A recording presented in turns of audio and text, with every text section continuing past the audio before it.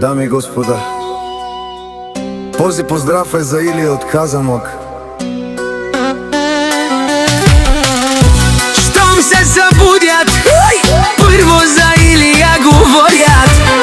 Щом си легнат, пак моето име повтарят.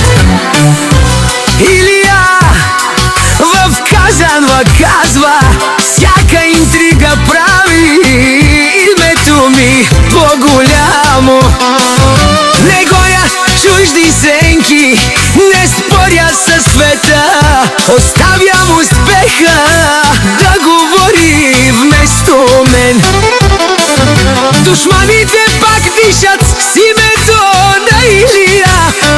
Завист ги буди всяка нощ преди да съмне.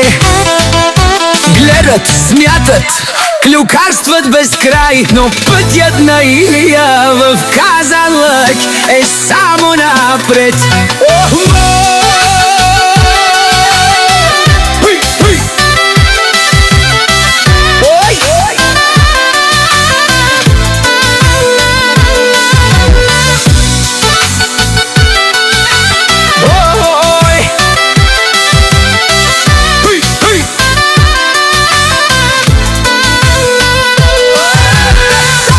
Лайте колкото искате, Илия не се променя.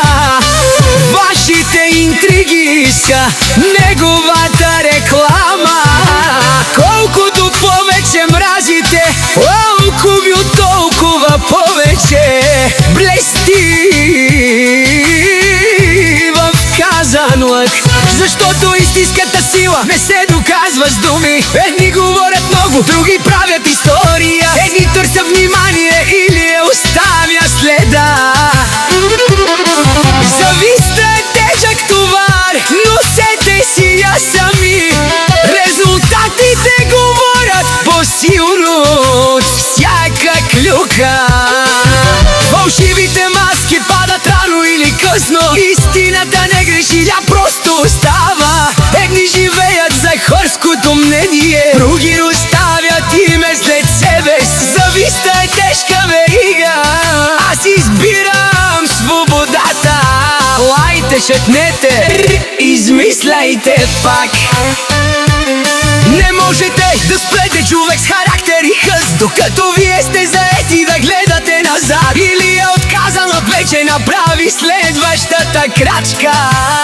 Запомнете едно, истинските имена не се градят с приказки, докато душманите